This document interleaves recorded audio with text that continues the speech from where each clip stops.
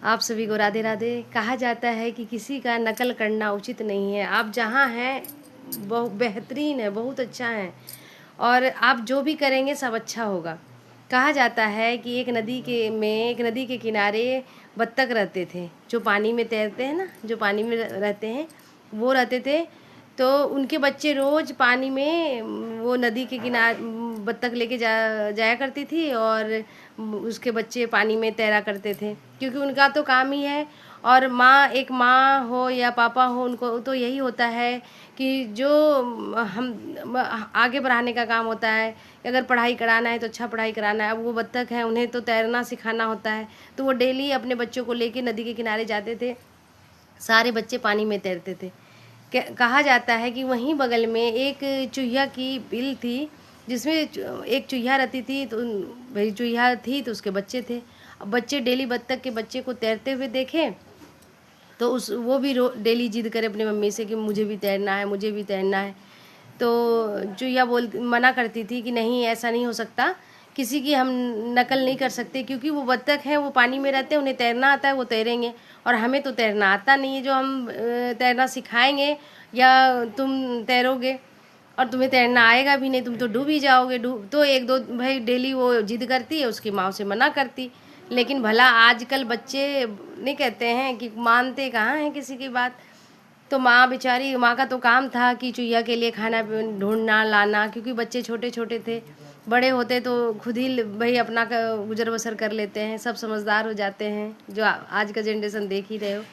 तो कह रहे चुईया एक दिन निकल के गई अपना खाना पानी के उसमें कि ढूंढने के, कि बच्चों को ला के खिलाऊँ। इसी बीच वो बत्तख के बच्चों को पानी में तैरते हुए देखे। चुईया के बच्चे बिल से फटाफट निकले और बोले जब तक माँ आएगी तब तक मैं तो तैर के आ जाऊंगी। लेकिन उसे कहाँ पता था कि मुझे अब लौटना ही नहीं है।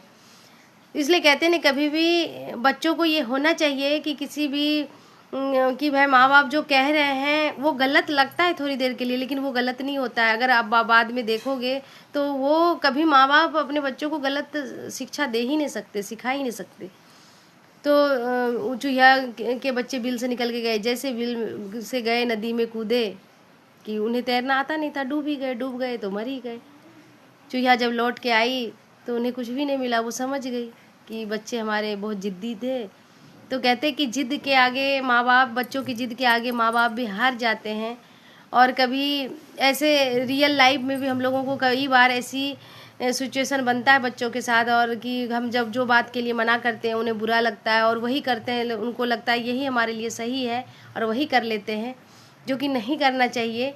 और करने के बाद जो आज चूहिया के बच्चों का हाल हुआ वही हो जाता है। तो लेकिन कहता है ना कि हम लोग तो समझा ही सकते हैं, अब समझने का काम तो उनका ही है। इसलिए कहा जाता है कि कभी भी किसी चीज़ में जल्दबाजी नहीं करना चाहिए, और किसी को आगे निकलते देख के आगे निकलने की जिद नहीं करनी चाहिए।